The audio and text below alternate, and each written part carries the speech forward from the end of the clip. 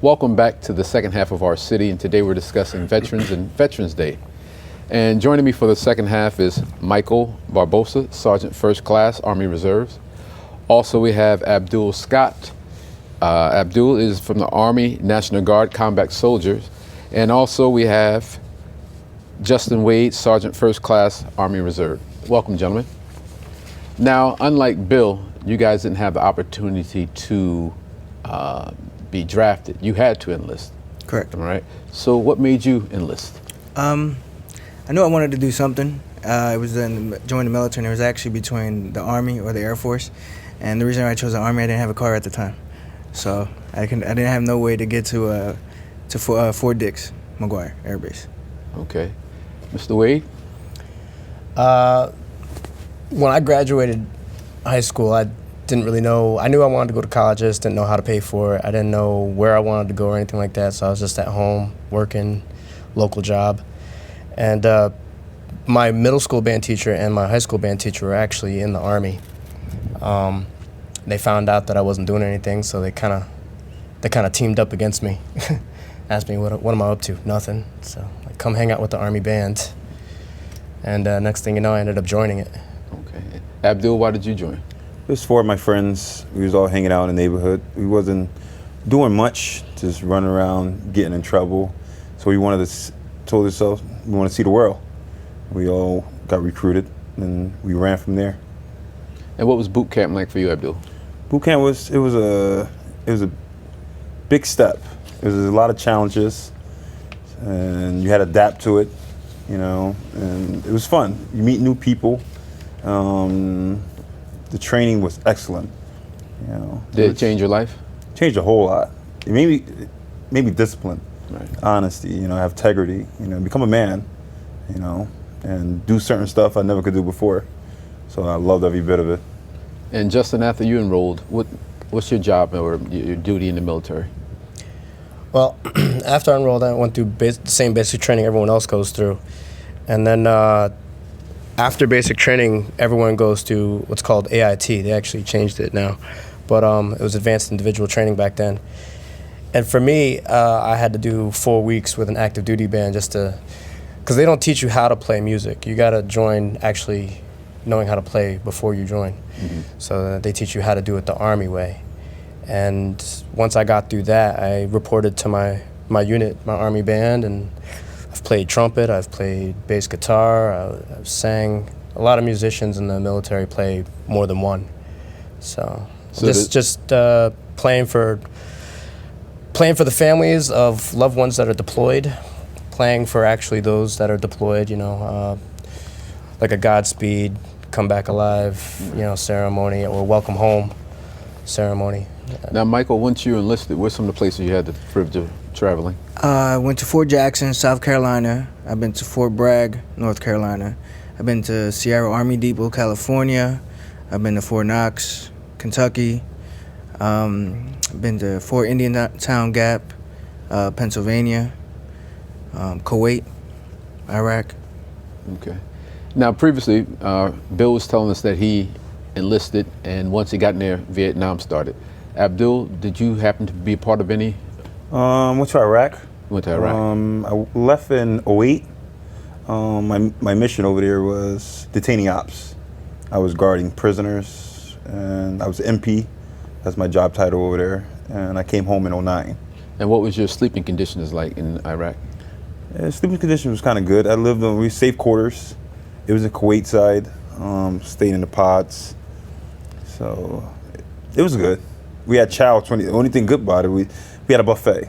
Our chow hall was always open, 24 hours a day. Doesn't matter. We had good chow all day. We had lobster, shrimp, steak, all the good stuff. And Michael, did you go overseas? Yes, I was in Iraq as well. I was in 2009. What I did was transportation, so I was a trucker. And depending where I was at, the living conditions changed. When I was in Balad, it was great. It's a city, but when I was in a smaller post, like Cobra, not so great. We had one hot meal a day. And the sleeping conditions were like what? Not too bad.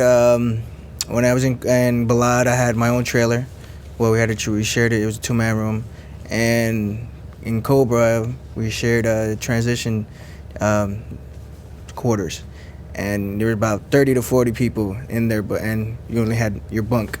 That's it. So maybe 8 by 4. Right. And Justin, did you go overseas?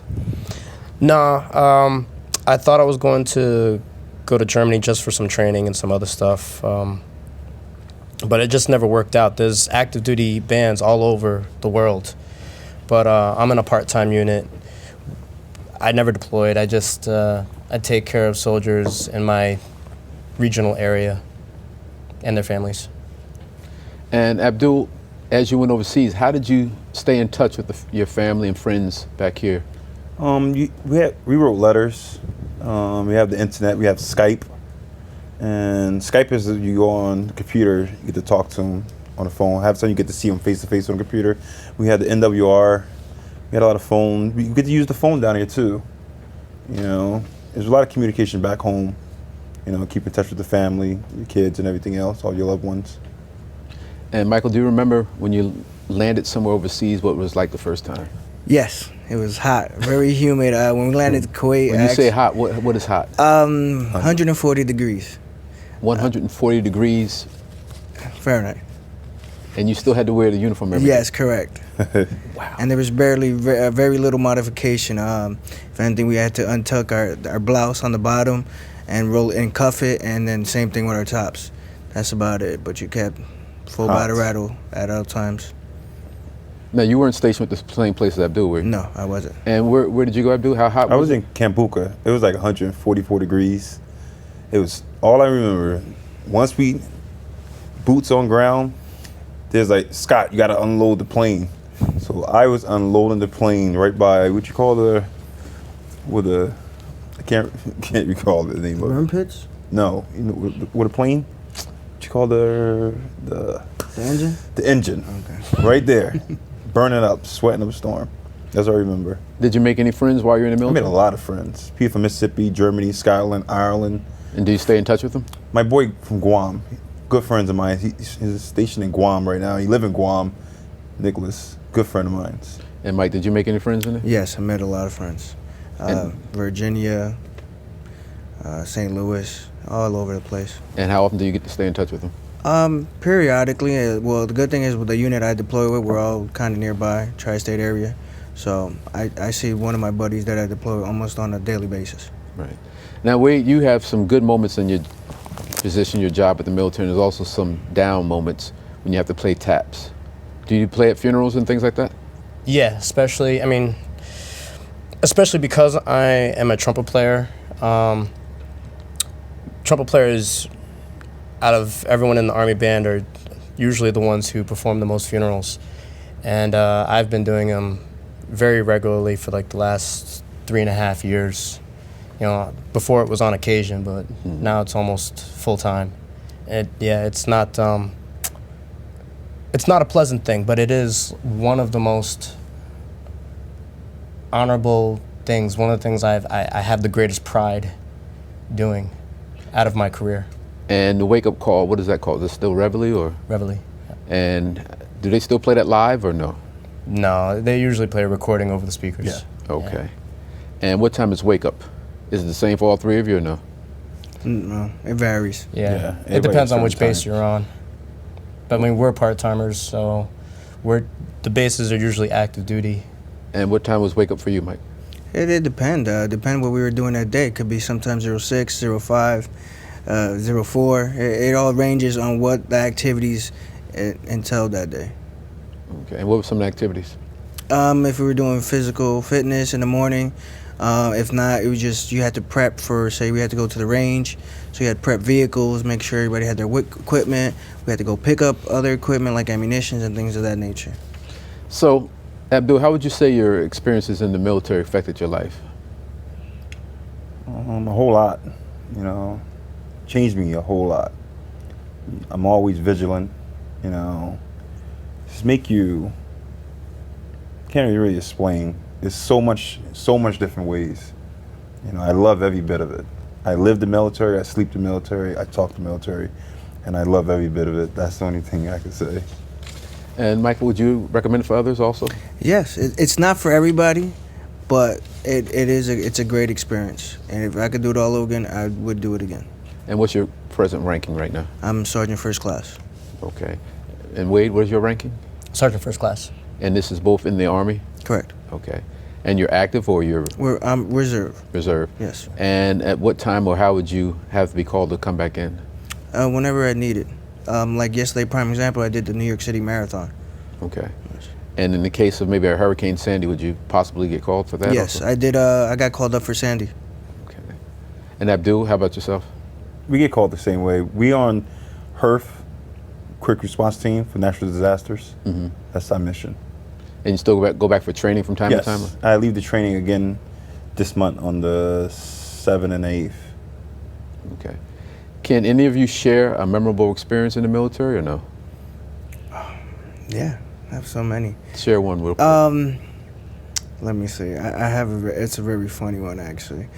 We just left the wire off the base. We're going to do take building materials to the engineers, and leaving off base. And our NCOIC, for some strange reason, wasn't feeling well. I guess we were from breakfast chow or something.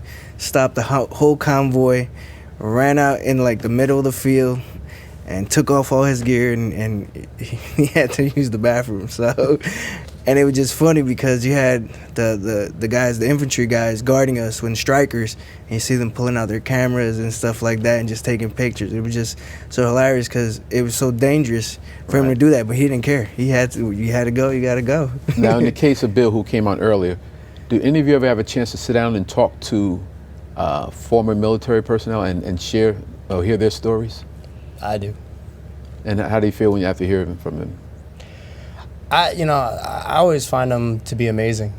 Just like very recently, my 2 weeks annual training, it just worked out. It wasn't the original plan, but it ended up working out that we were playing at a bunch of veterans' homes. My unit's in Connecticut, by the way, and veteran homes in Connecticut. And before every concert, every performance, they would tell us stories about what branch of the military they're in, when did they serve, what happened, and stuff like that. They just love talking and sharing their experiences. And at the end of the performance, they're always there shaking our hands, just like, thank you so much for coming and remembering us, spending some time with us. I want to thank you three for joining us today, and much success, and stay safe, and continue what you're doing and protecting us. Thank you. Thank you. All right. Thank you for joining us for this segment of Our City, and we hope that each and every one of you celebrate Veterans Day, not just in November, but every day. Have a great week. Thank you.